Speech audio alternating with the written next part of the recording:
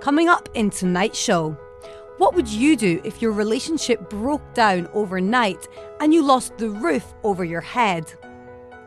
What if you weren't just looking after yourself, but you had 2 children to look after too?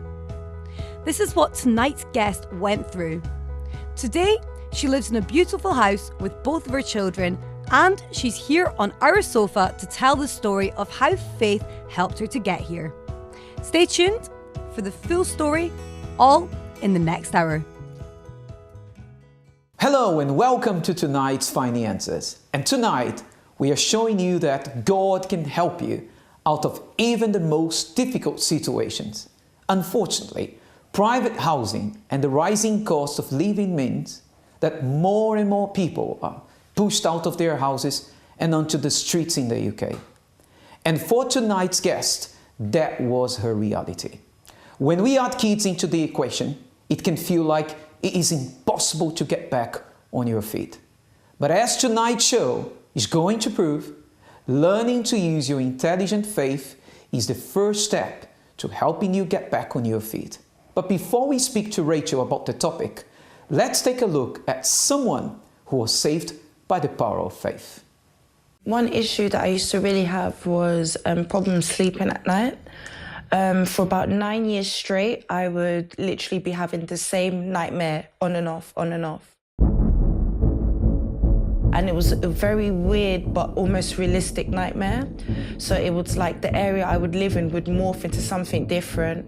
And then I would end up being chased by black figures, like just running through my area. I would recognize like key spots of, where I lived in this nightmare. And so what would happen, for me to get to sleep, I would be rocking myself back and forth like my head, just so it would rock me to sleep. I couldn't sleep without music and the television on. So for me, it took me a very long time, and then before I knew it, I wouldn't know what time it is and I have to wake up and I'm going to school. And this would happen for on and off 9 years. And for me, it was very difficult because it got to a point where I was so scared to walk through my area.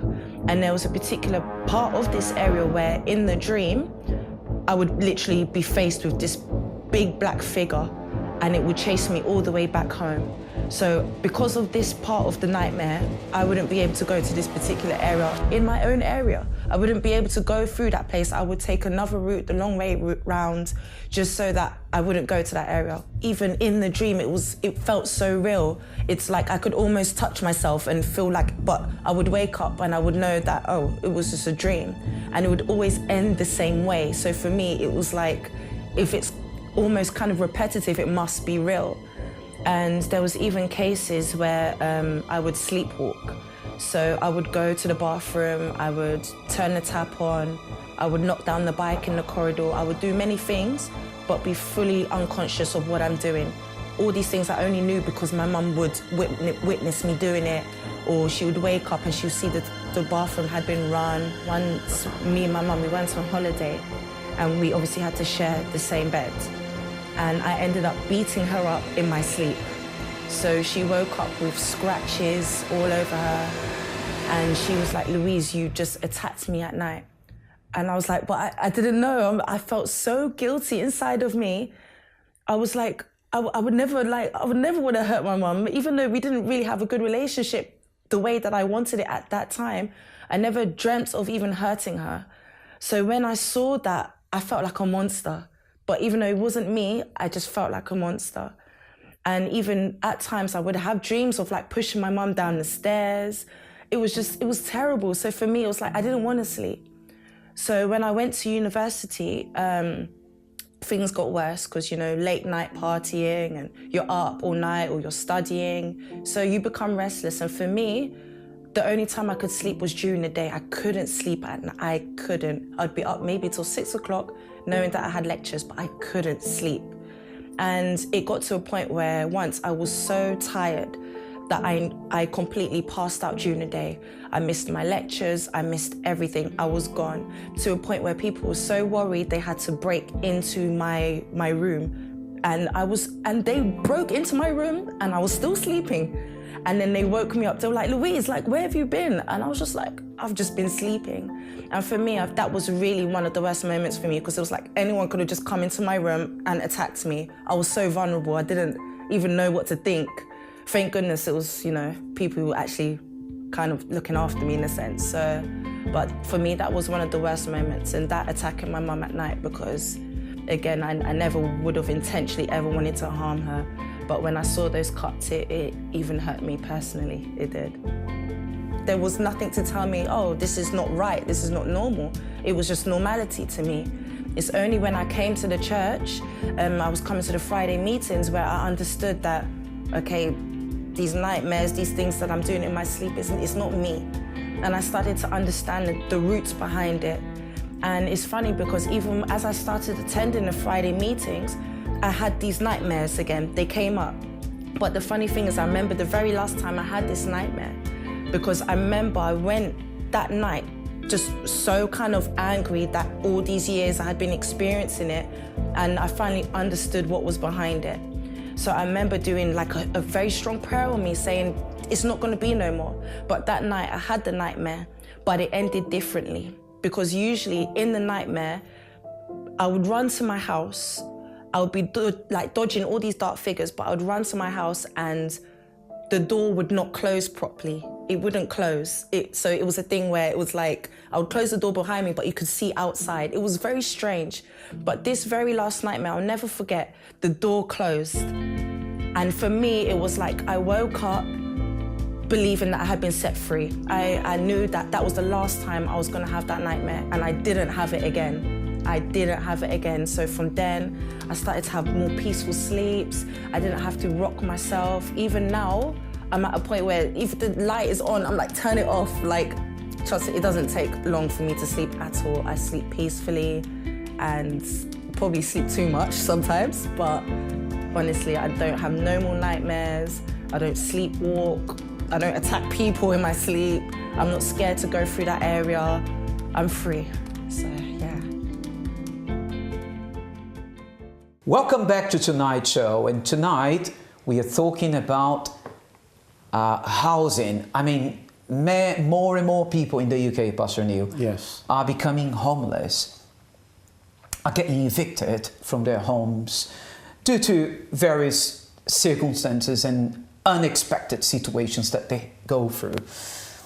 And our guest tonight, Evelyn, these guests, from being homeless with 2 daughters to being blessed with a beautiful house, she now is living in a house of her dreams. yes. She couldn't believe her eyes, and now she's so happy, and she's gonna be here with us shortly on our sofa to talk about the power of faith. She's gonna give us, the secret of how she managed through the power of faith to become this happy mother with her 2 kids. But this is a sad reality to many in this country. For sure. And I believe that when others they're watching now, when they listen to her story, her past life is going to be their present, because there are many that they are going through this situation. They don't know what to do. They don't know where to turn. But as she used the power of faith, as she's going to say, many, when they heard her story, they have to do the same also. Stay tuned, because you're going to learn with Evelyn. She's going to give you a step-by-step guide as to how to use your faith. It's like a manual. When you buy a TV set, or when you buy a car, when you buy a new product, they obviously will come with a manual of instructions so that you can learn how to use. There is a step-by-step guide. Is that right, Rachel? Step-by-step guide, that sounds right, yeah? Yeah. Which, by the way, Rachel is here tonight, and she's got a very powerful input about tonight's topic. I do. It's no news that there's a huge housing crisis here in the UK. But if someone asked you if you wanted to live in a space that's been compared to the size of a prison cell, you might have your reservations. But microhomes are actually becoming a growing trend here in the UK.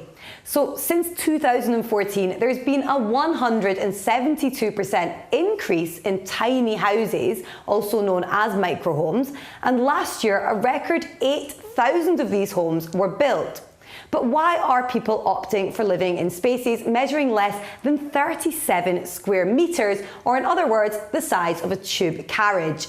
Well, the tiny house movement began in the US in the 1990s as a reaction against people building big, flashy homes as status symbols. Overcrowded Britain soon followed its lead, and supporters claim that microhomes are the obvious solution to the property crisis. Selling points are that these compact homes are much warmer than big drafty flats, which are expensive to heat, and microhomes encourage a minimalist lifestyle, showing us that we don't need all of this space which we have. But whilst they might work for singletons or for couples, are they feasible for families? Critics have labelled them as dog kennel homes, questioning whether there's even room for a vacuum cleaner. So for the cut price, do you think these could be the future? What do you think, pastors? Do you think that these microhomes might be more and more popular as time goes on? Yeah, because what's happened, as we see, as you said, since 2014 it has started. So we know that as time goes by, all these things is going to happen. But there can be a change through, as we are going to go to our guests, there will be a change when the person uses the power of faith. That's my cut on this. Okay, yeah, definitely. I mean, there are many different contributing factors to this problem, and I don't think there's one solution. I think there's many things which we as a society need to do as well. It's something which I was actually speaking to the public about very recently. Yes, very important, Miss Rachel. And she has been to the street. Rachel has been to the streets to communicate with people, to talk with them, to get their views. So let's watch now. Let's see now how the public responds through the questions with Rachel there in the street. Let's go ahead.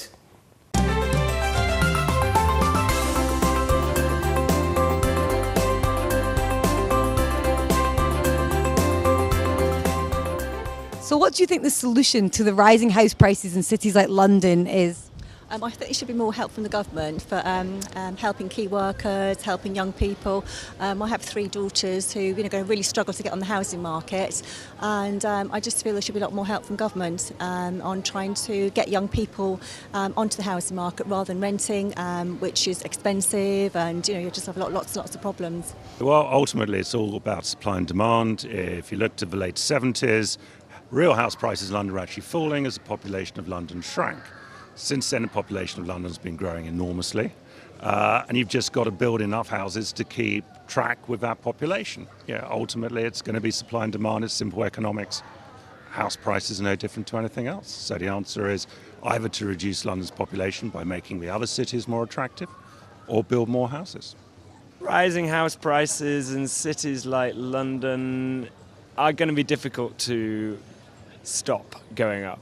I think as long as people are still wanting to come to these beautiful places, then they're always going to want to live here, and the cost is just going to keep rising. However, affordable houses, more houses, making other cities seem more attractive, using the whole of the UK, spreading people around thinner is only going to be a good thing. So cheaper train tickets might really help combat the rising house prices. It's so expensive to get anywhere. So you might as well live in the city centre, because it's all that money you save on the trains, you're just going to put in your rent. So, yeah, there is no easy answer. It would be easy to say just build more houses, but actually you've got to look at the reasons why people want to live in the cities in the first place.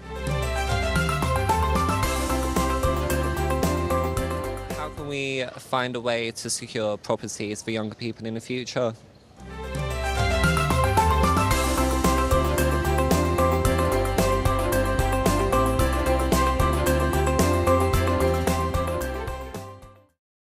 As always, got some very varied and interesting opinions from the public there. I think one way in which we can help the younger generations, and it was brought up by a few people there, is to try to make other kind of areas and other cities more appealing, so that people aren't just drawn to trying to buy properties in England, because obviously properties are a lot cheaper, you know, not in London but in different cities in England, in Scotland, places like that, but they aren't as appealing because of jobs. So I think first of all, focus on making cities more livable and then focus on addressing this problem. But that's only my opinion, and as always, I want to hear what you think on the topic tonight.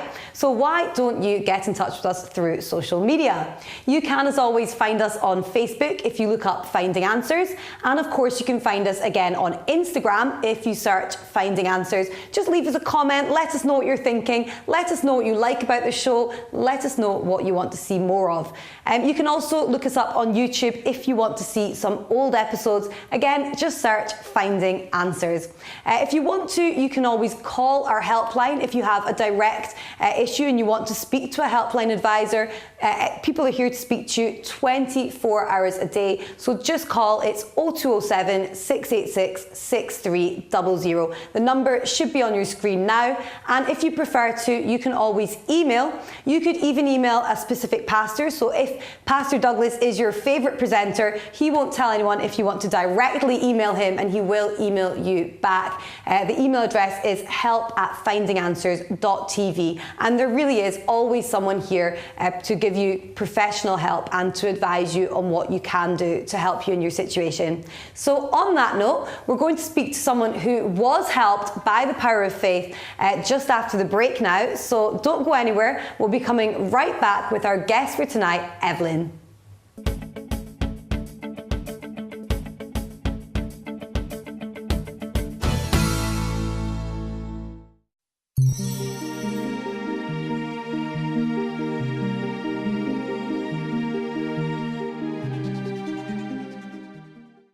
I was depressed for many years, but not anymore, and now it's my turn to help you lead a happier and healthier life.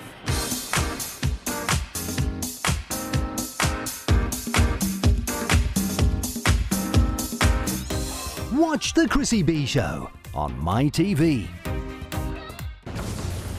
Melting polar ice caps, droughts, and rising sea levels. Climate change brings global disasters, and human activities are part of the problem. But people around the world are looking for ways to address the threat. Watch Global 3000 on MyTV. The Day provides current news and affairs background analysis. A growing number of migrants crossed the Serbian-Hungarian border. There is no doubt about it. Understand top stories, get professional expertise, statistics and video footage that will give a full insight into the world's most recent issues. Get information in its most complete form. Watch The Day on MyTV. Meet the amazing SUV Jaguar, the stylish Fiat, a vintage VW, a sporty Honda, and the Green Smart ED. Drive it, test it, know it. We have cars for any taste. Explore vehicles and their features with our weekly show. Watch Drive It on MyTV.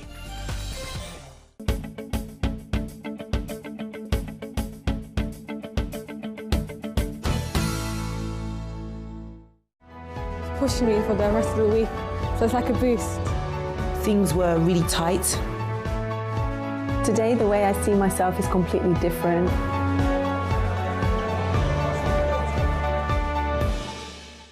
Welcome back to tonight's show, and our guest of tonight's show is Evelyn.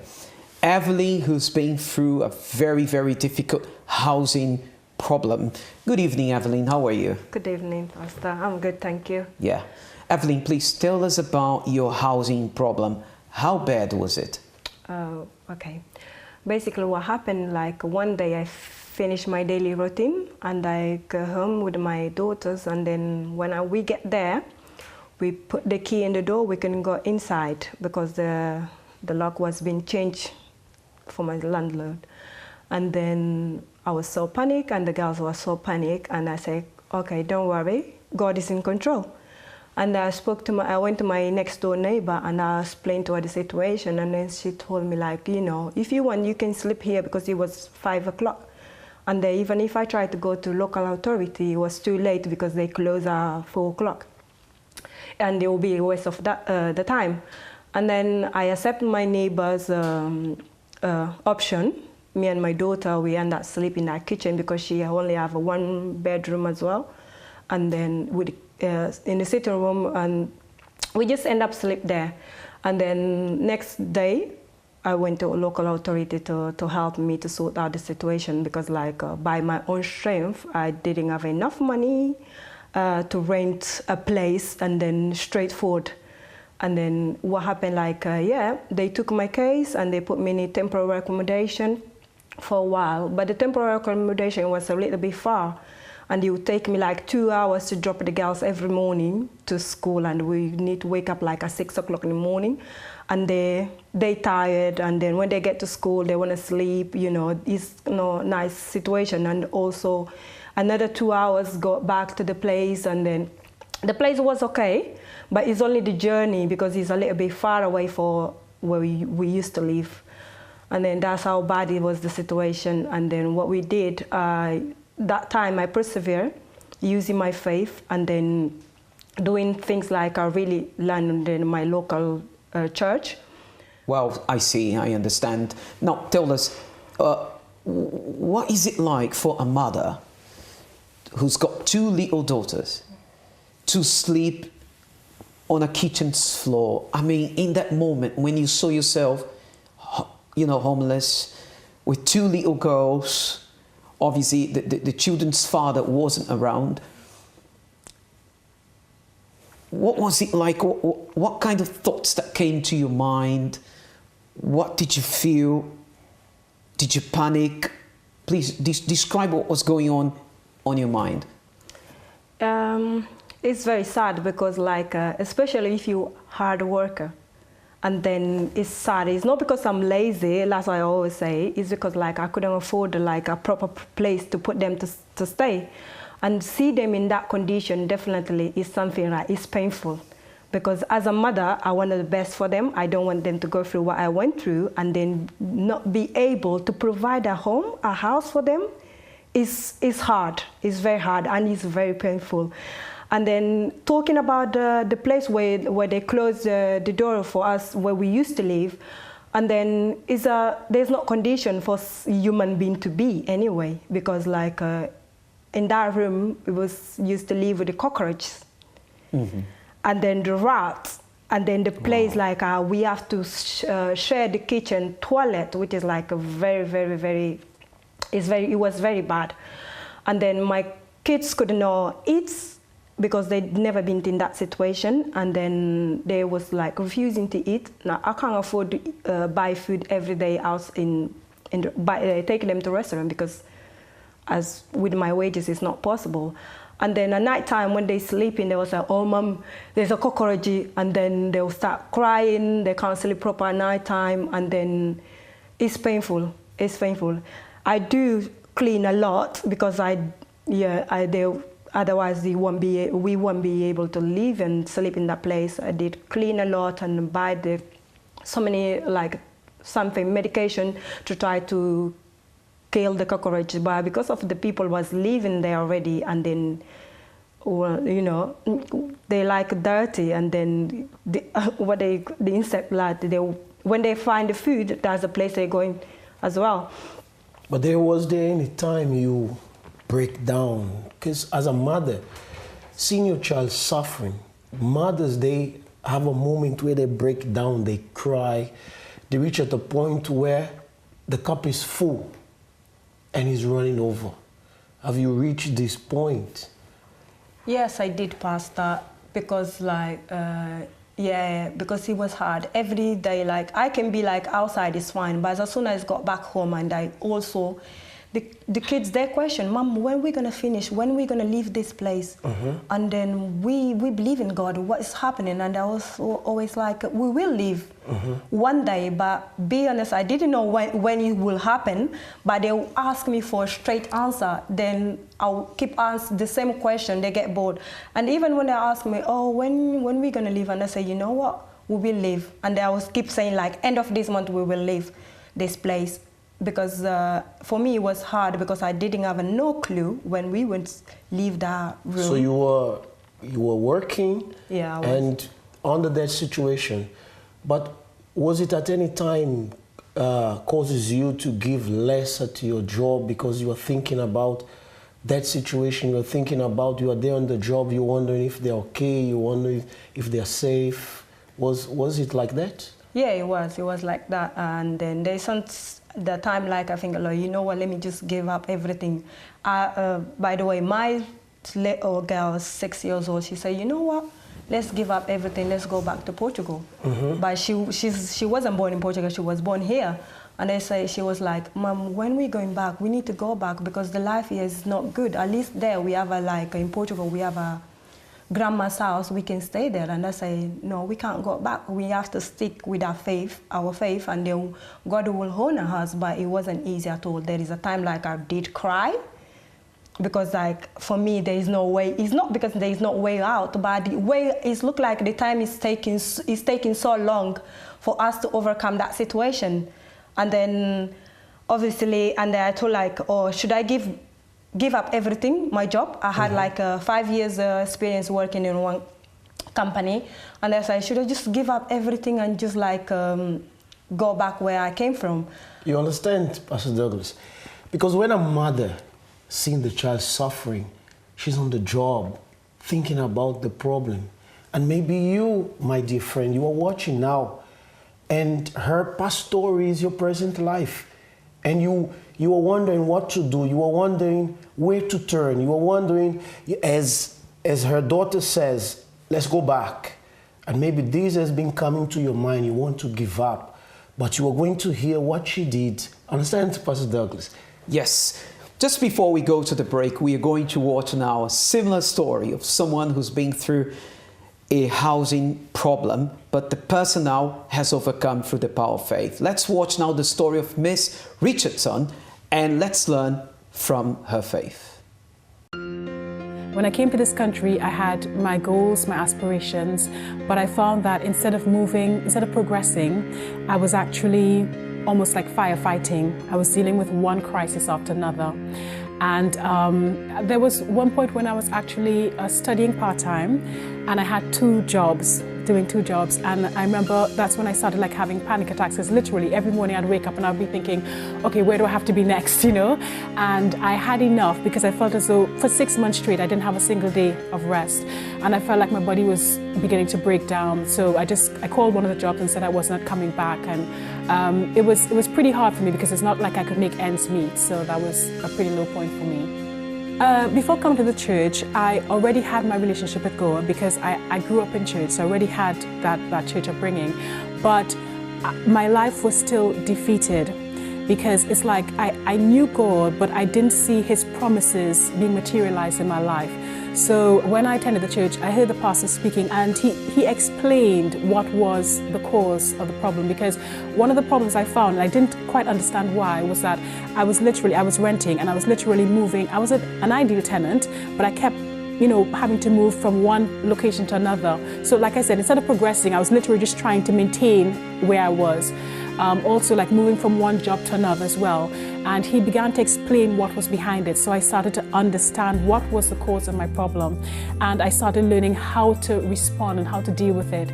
And then I began to see bit by bit my life progressing. Like, for example, I had now a stable job, and like a proper job that would be able to, I was able to even to move to a place that instead of, I was flat sharing, and I was able to move to like my own place. I didn't own it, but I was able to rent a place that was now my own. So I actually started seeing progress in my life. Now, actually, I was single at the time. Now I'm married, but more, I have actually my husband and I, we've literally just purchased our own home. And I have an established job now, and I'm going to be promoted very soon, thank God. But most importantly, it's like my mindset has changed. I started to respond differently to what I considered to be the problems. I actually now started seeing them as challenges, because now I was aware that I can actually respond and have victory. So my mindset has completely changed, and my life has really progressed as a result of that.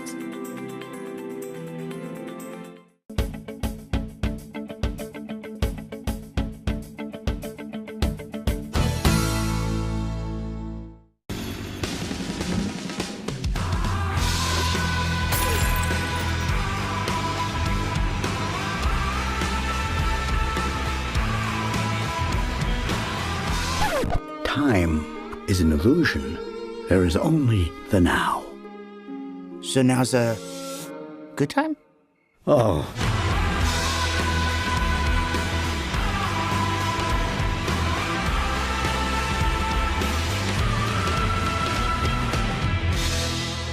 She with you? I thought she was with you. If it's in the cinema, it's in on screen.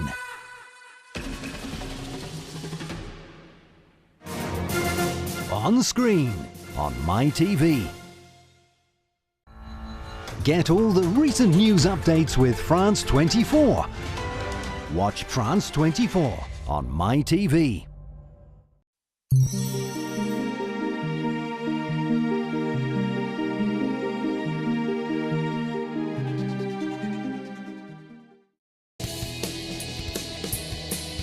Football, football and football. More football than ever. Championships and Bundesliga legends are closer than you think with Kickoff. Watch Kickoff on MyTV. Latest digital inventions, cyber concerns and much more uncovered in Shift. Everything you need to know about the modern digital world. Watch Shift on MyTV.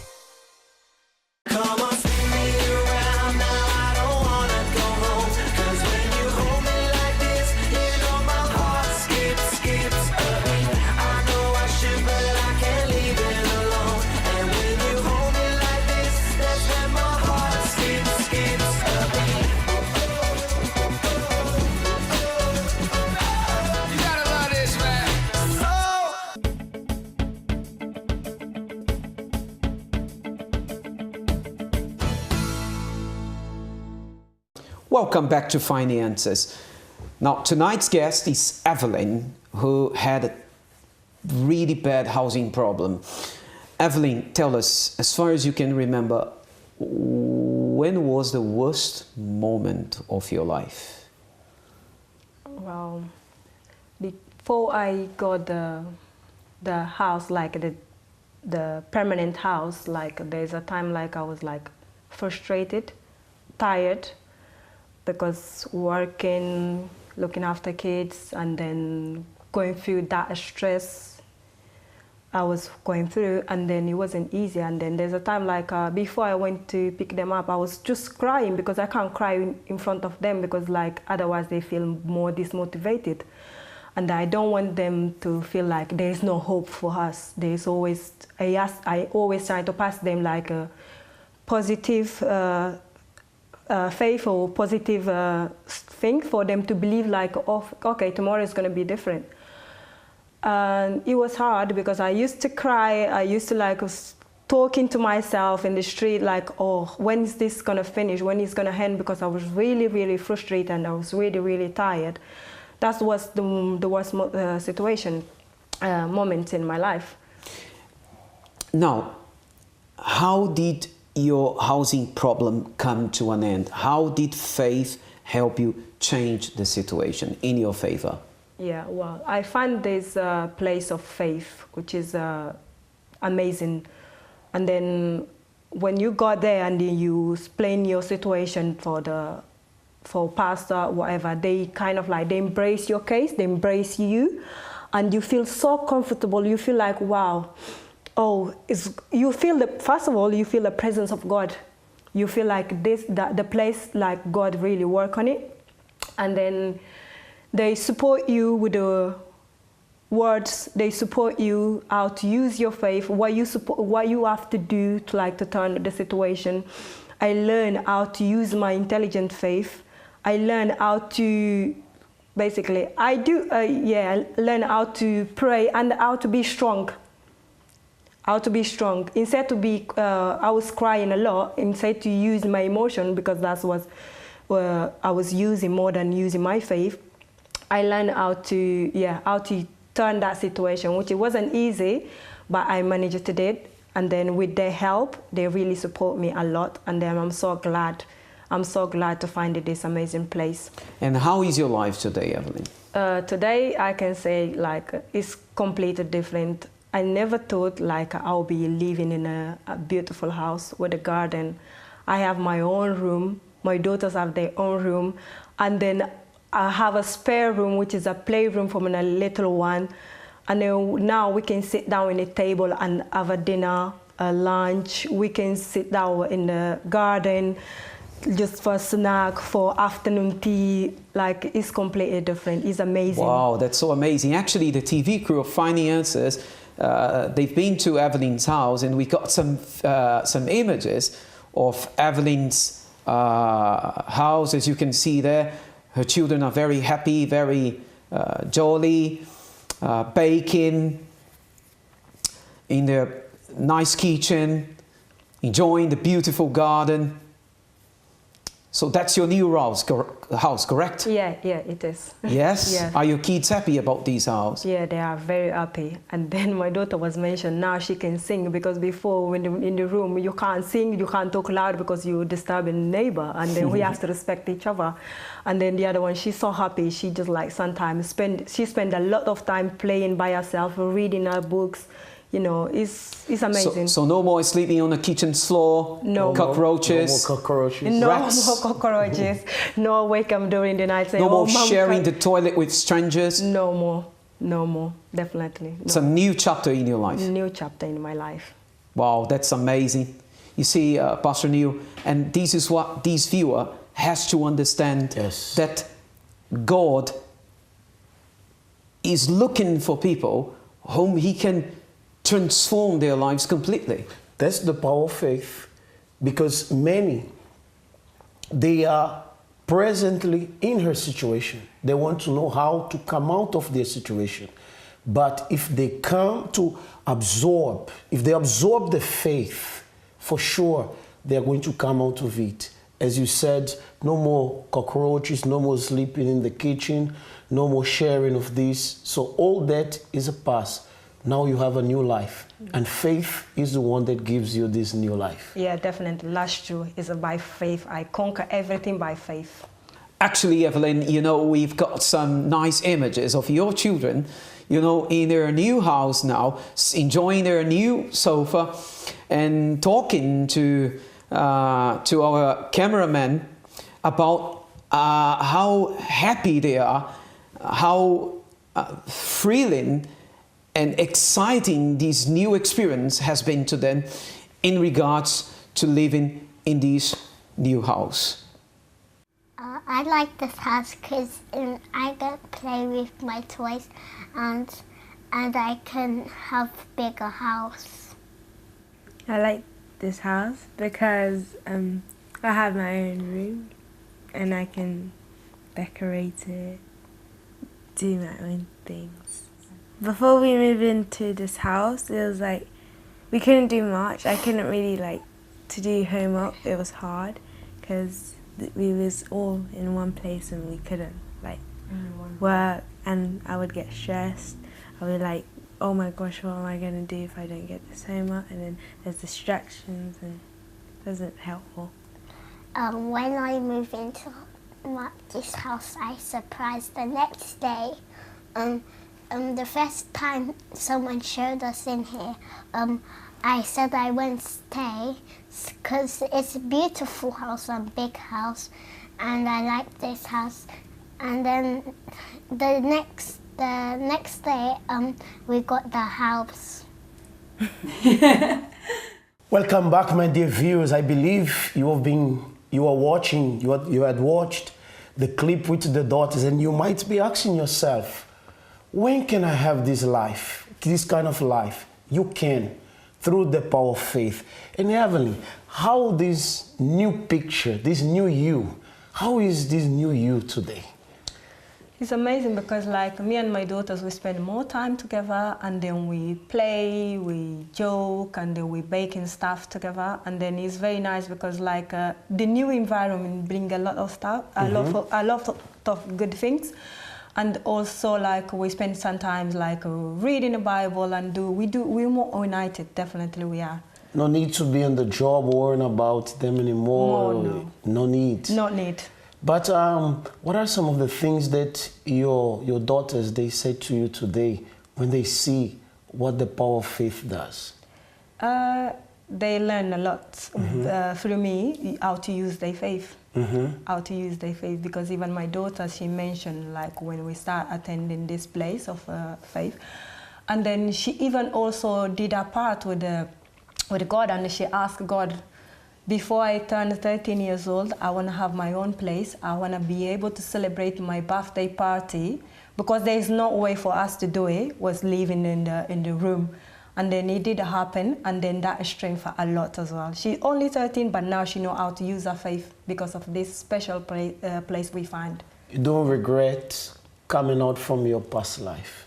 Do you want to go back to the cockroach? No, definitely. Do you want to go back to that life? Definitely no. You are very happy? Yeah, I am very happy. You see, my dear viewers, as she's happy today, you can be happy also. And as she said, she doesn't want to go back to the past because today she is happy. We're going to go now for a break. Prepare yourself. When we come back, we're going to make a prayer for you. Prepare yourself.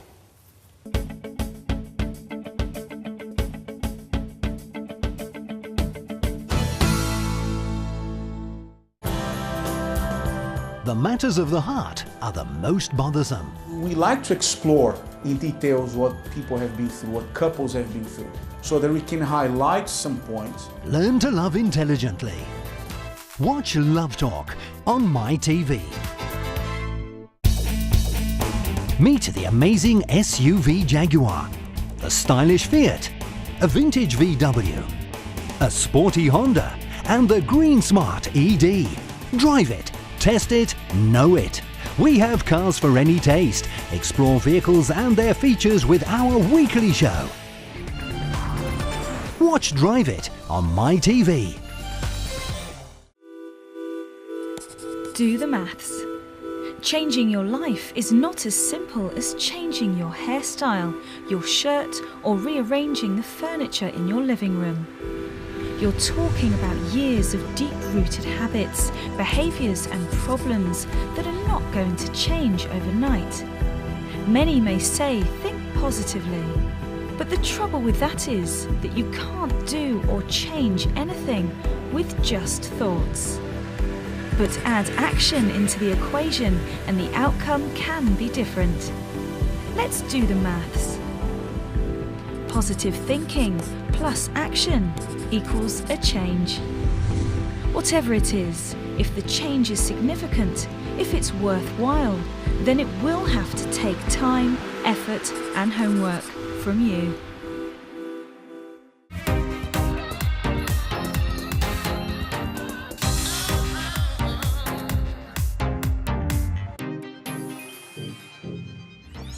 Watch The Chrissy B Show on MyTV.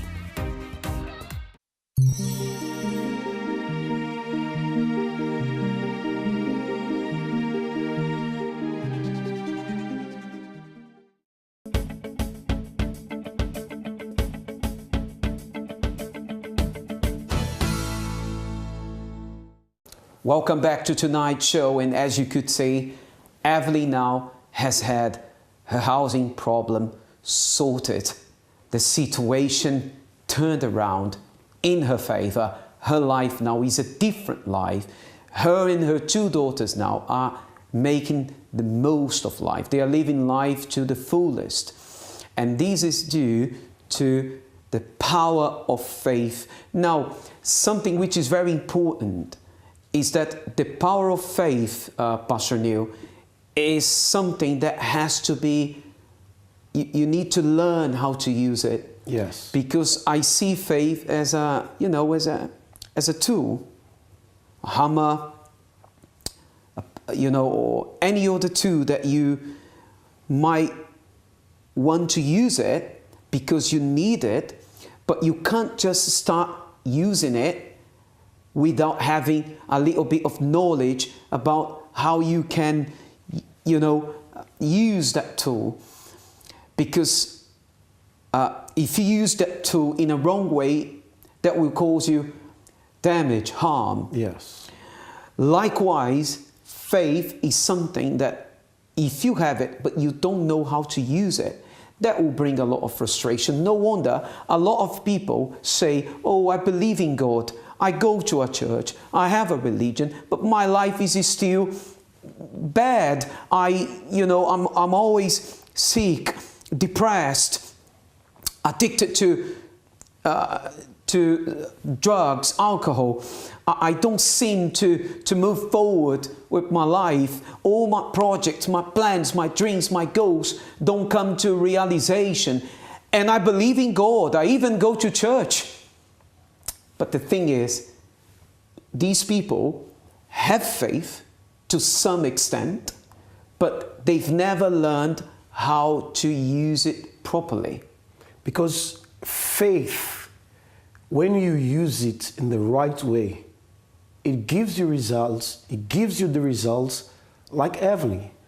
She came, she were taught how to use faith. And as you said, to use it, to learn how to use it in the right way. And because of that, it took her from one situation to a new life. Yes, absolutely. From being homeless with 2 kids to having a brand new house, and obviously enjoying that space with her 2 daughters. And the best of all, when you learn how to use faith, you will not rely on anybody. You will be independent. That's what faith does. Faith makes us become independent. Let's now learn how to use our faith. And I believe that the first step to put faith in action is through prayer. So please prepare your heart now, because Pastor Neil now will say a prayer, powerful prayer on your behalf. Prepare now for the moment of prayer. If you would like us to make a prayer concerning your family and loved ones, send your name and prayer request to help@findinganswers.tv. My Lord, there are many people at this moment that is homeless. They have no place to sleep. Many have no food to eat. Many, they are in a present situation as the past as Evelyn. They have children, maybe it's the same as the 2 daughters. And they don't know what to do, they don't know where to turn. But the power of faith can take them out of their situation. Maybe at this moment, this father, this mother is crying because they're on the street. They don't know what to do anymore. They feel like to give up. They feel like to commit suicide. They feel like to run away. But I know that your hands is not shortened. You can rescue the lives of these people. I pray also for those who are in the hospital, those behind bars. They're at a point where they're about to give up. May you touch them right now. May you touch them for them to know that you have not abandoned them. I pray, my God, for this family. Sometimes because of the problem, financial, there are always arguments, misunderstanding. They are always fighting for this, fighting for that. But I pray, my God, for unity in the home. I pray for this person that is homeless. And I know, my God, if this person starts using the power of faith, he or she, they will see the results. And that's why, my God, may you stretch out your mighty hands and heal this person that is sick right now, sick with various kinds of diseases. I know that you are mighty. I know that you are the mighty one of faith. And that is the reason why, my Lord, I surrender everything into your mighty hands. Everything, my Lord, in the name of the Lord Jesus Christ. Thank you, my Father. Thank you very much. In Jesus' name, amen. Amen. Maybe you're at the bottom, but you can reach the top through the power of faith. As you just watch, don't give up. Now it's time to fight back. Understand, Pastor Douglas, you see there are many people, they feel to give up, but they have to fight back. Absolutely. And through this prayer, they're going to find the energy and strength they need to keep going. Well, have a wonderful and lovely night. Stay safe. God bless you.